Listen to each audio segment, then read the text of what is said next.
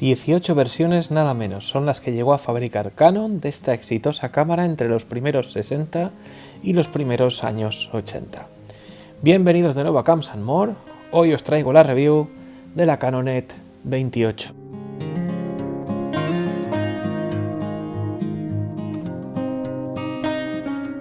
Su target de cliente eran fotógrafos entusiastas que buscaban una cámara con buenos rendimiento y ópticas, pero económica, y también fotógrafos de point and shoots.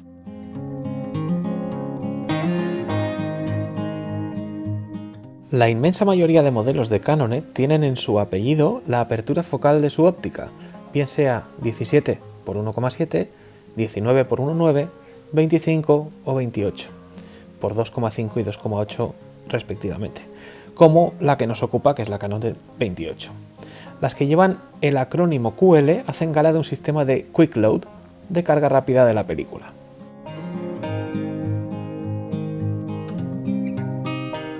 Las había con células de selenio para el fotómetro o más modernas con batería y completamente automáticas, salvo por el enfoque por telémetro o incluso con controles manuales.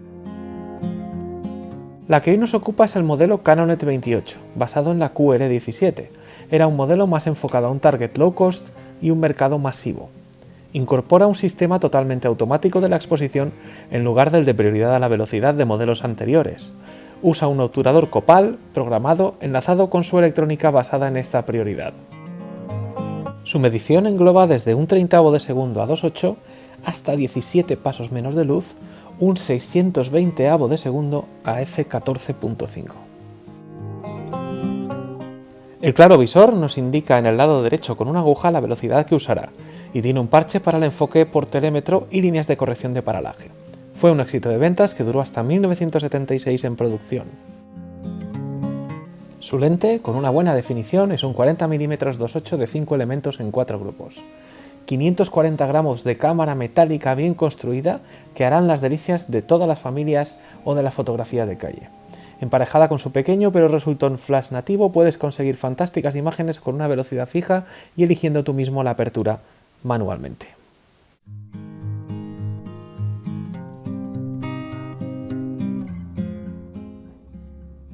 Y a continuación paso a contaros un poco del manejo de esta cámara, para lo cual lo primero que voy a hacer es quitarle la tapa, porque con la tapa no puedo disparar. ¿Por qué?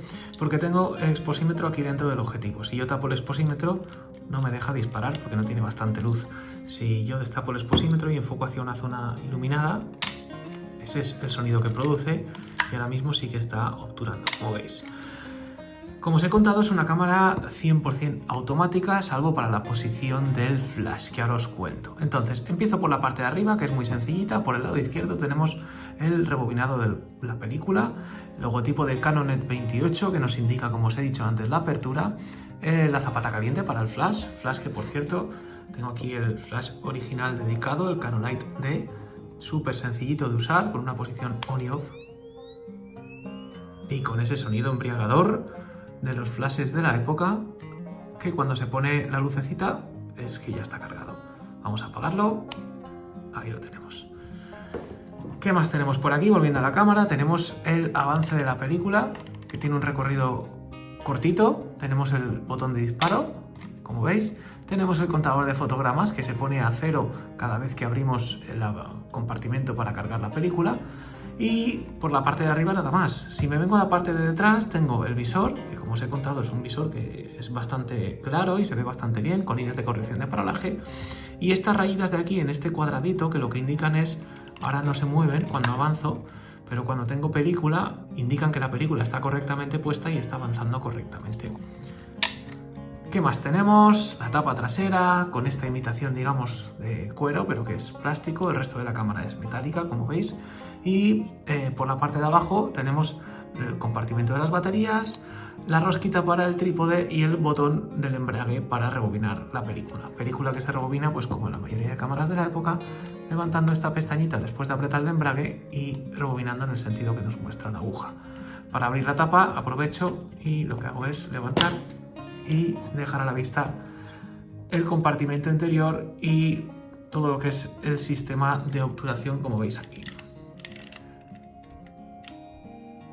voy a colocarlo en una posición manual, ahora os explico cómo, pero lo voy a colocar aquí, por ejemplo en 2.8 o en la que sea, me da igual, para que veáis un poco el funcionamiento del obturador aquí al fondo. Mirad ahí, habéis visto, ¿vale?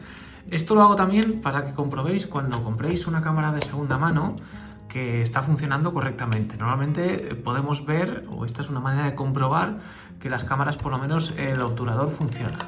Independientemente ya del tipo de modelo que sea, si necesita pilas o no, o cómo es el funcionamiento de la misma.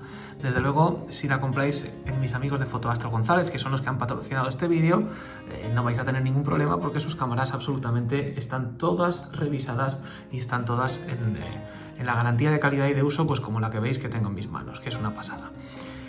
Sigo con la cámara, tengo las dos argollitas para colgar la cámara con una cinta del cuello y continúo por la parte delantera. Logotipo de Canon, el visor, digamos, el visor no en este caso, el parche del telémetro, y este sí es el visor.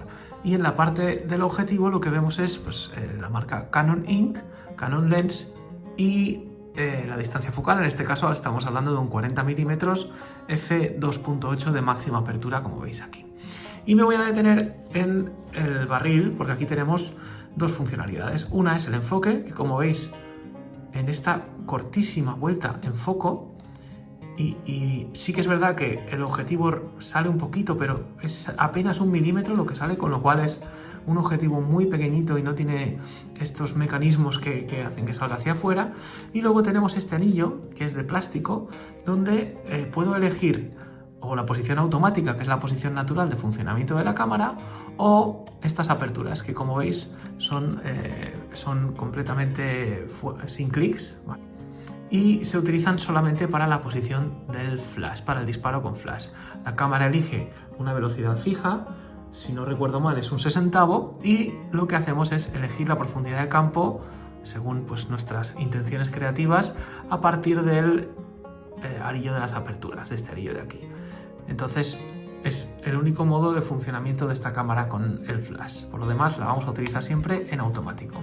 Y por el lado de aquí, en este lado del barrilete, tenemos el ISO o el ASA, que en este caso va desde 25 hasta 400 ISO.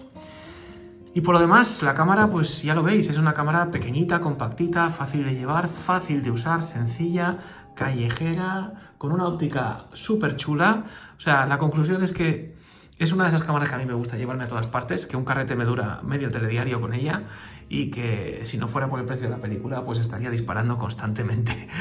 Entonces os recomiendo fehacientemente esta cámara a los que busquéis este tipo de sensaciones, de sencillez, de portabilidad, sin querer renunciar a la parte esta de calidad de fotografía y demás, dentro de lo razonablemente correcto que puede ser una cámara de este tipo. Yo de verdad que me ha encantado, y si la emparejáis además con el flash propio vais a poder hacer fotos en interior, con el carrete que elijáis, con la película del ISO que elijáis, sin ningún tipo de problema, y funciona muy bien. Sin más, a ver si soy capaz de colocar aquí, eso es. Sin más, muchas gracias por estar ahí como siempre. Dejadle un buen like al vídeo y compartidlo, y sobre todo dadle a la campanita, ¿vale? Y cualquier cosita que necesitéis, sabéis que me podéis dejar vuestro comentario, intento responder a todos, y sobre todo buscad a mis amigos de Fotoastro González, que son los que tienen estas joyas analógicas en su casa a la venta, al igual que película, al igual que reverados, al igual que reparación, vamos, son gente fantástica. Sin más, un abrazo grande y cuidaos mucho.